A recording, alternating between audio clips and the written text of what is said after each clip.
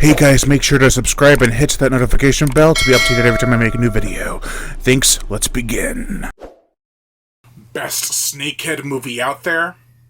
Maybe.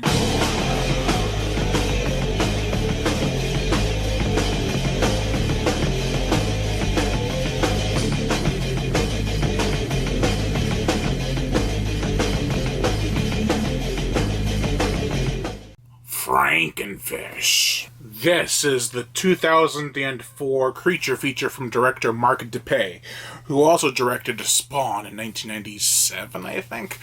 These old Sci-Fi Channel original films were like 70s pulp novels, not to be taken seriously and cast aside when done. This should have been one of the exceptions. The plot. So after a brutal murder, a doctor and another investigator go out into the bayou to investigate the murder. They run into the family who all live on houseboats. Well, they don't really run into them. They go to talk to them about it.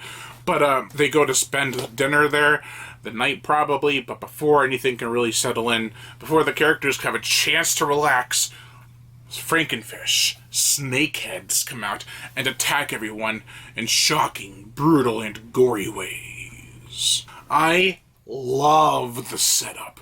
You have this one guy on a boat who gets viciously mauled, then the people go out to investigate, which they would. It's not like, oh, now we gotta fend for ourselves. No, they would probably go to investigate something very fishy like this.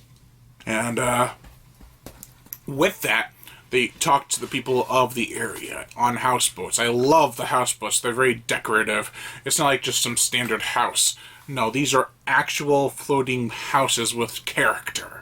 They have all these old markings and faded colors and pictures and designs and knickknacks and antiques everywhere. It's like perfect. It's a great setting. The location, deep in the bayou, it's very isolated. You don't really get to talk to anybody from the outside world. And it's a perfect setting for this kind of movie. You don't get many of them like this. You get creatures attacking the bayou close to shore. This one's a bit different. I mean, come on, let's see with all that great stuff how it executes itself. This film is very well shot. It has a good lighting to it, and it's never too dark to see anything. The cinematography is also pretty good. It feels like a Halloween-time movie with all the bare trees, like no leaves on them, and chilly atmosphere when it's pretty warm out during the day, but at night you can see everyone's breath, and it actually adds to the experience. This had a $3 million budget, which is a lot more money than most Sci-Fi Channel films of this time had.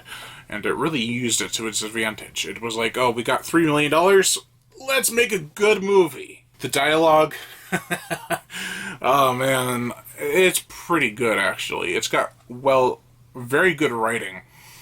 And a lot of twists with the characters. Like, you expect this one girl to be like, I'm going to hook up with this guy, but now she wants to hook up with a chick instead. It's like, what? The humor is probably this film's strongest point. It's got well-written humor. It's not fart gags or dirty humor. It's like actual written-out humor. It's very well done. The movie really benefits from having it. You could have had bad writing, but I like some of the gags in this, and it even leads to some shock value. There's one part where this guy's like, okay, come take me out of here. I'm ready to go. Come to Papa. And you think he's going to get it. You think, oh, well, he really wants to leave. He's going to get it now. No, they get him off the boat, and they bring him to safety. What? For the characters, we have Sam Rivers, played by Tori Kettles. He is kind of a badass. Carries a gun in his medical bag, and fights the snakeheads to the best of his ability. He learns that the creatures hunt by sound, and they want to kill everything and eat everything in their path, and he tells people to swim faster or to stay put because they're going to be dead if they don't do what he says.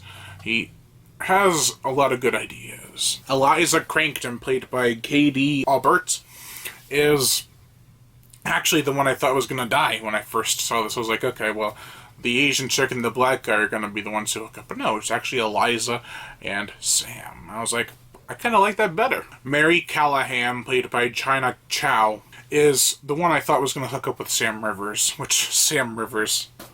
Who came up with these names? China Chow is a good actress, and her character of Mary actually comes up with an idea. to escape that you want to know about. You really do. Dan, played by Matthew Roach, is the best part of the movie. You can either be on his side or against him. And I love that. You can look at it from one way or another. This guy came out there to help this girl move that he's been spaining in his office, and it's like, okay, well, he's just doing his part. Everyone's giving him an attitude, and no wonder he's all douchey about it. But then all this bad stuff starts happening to him, and you kind of feel bad. Or you're like, this guy was a douche from the beginning.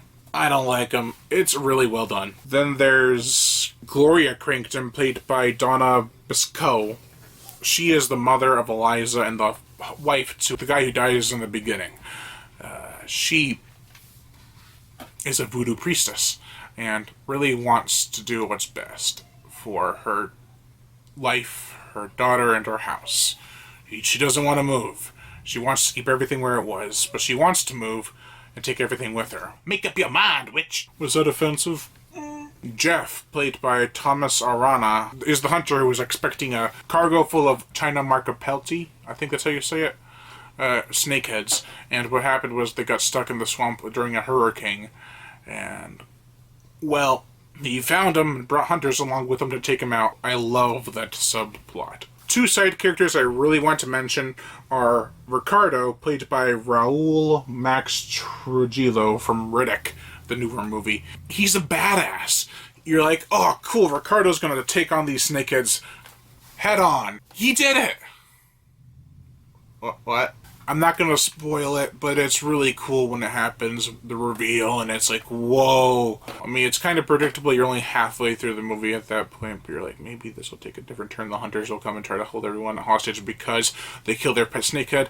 Or, well, the other thing. And the other guy I want to mention is Elmer, played by Muse Watson. He reminds me of my grandpa if he was a cat fisherman. Elmer is just this kooky old guy. He's really down to earth and funny, but I love his character. Is it biting you? Hell yeah!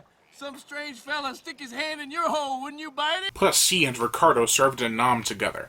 And the weird thing about Elmer is apparently he's Gloria's brother or something. But I don't know, is he her brother or is he Bobby's, one of the girls' uncle? What is going on in this houseboat village? Are you not telling me something? The gore, the effects. There's a gnarly severed arm, gushing decapitations, a guy thrown into a fan boat's blades. Oh, no, no, no, no, no, no, no, no, no, no. Fuck! Nice. It's a bloody massacre, and it's only rated R for violence and gore, language, sexual content, and some drug use. Violence and gore. That's it. I could see it. The fish are a mixture between CGI, which is decent, and practical effects, which are also decent. They're very obviously Muppets, but better done here than in Snakehead Terror. The motion picture soundtrack, Ryan Beveridge, who also composed Sharktopus vs. Whalewolf. He does a decent job. There are some ominous themes. The piano work is successful in making me uncomfortable along with the violin work. So, overall, this is a solid creature feature. It's ruthless, gory, and a lot of fun. I liked the characters, the fish are a real threat, and just keep eating. I'd say check it out if you want some ferocious, fishy fun. Overall, I give Frankenfish a 3 out of 5. Thank you all for watching, and I am Brian Gatto, the horror show host. Make sure to like, comment on, as well as share this video. Like my Facebook fan page and support me on Patreon, where even $1 a month will help keep this channel going on strong, and I'd greatly appreciate it. Plus, you get access to body counts and other music videos that you can't get on YouTube because of copyright and age restriction. If you don't want to support me on Patreon monthly, just donate any money to my PayPal. I'll happily accept it and it'll be greatly appreciated. The PayPal is horrorshow37@gmail.com, and I'll leave a link to it in the description below. It'll help the channel out greatly, and as I said, it'll be greatly appreciated. Also, hit that notification bell to be notified every time I make a new video, and as always, subscribe.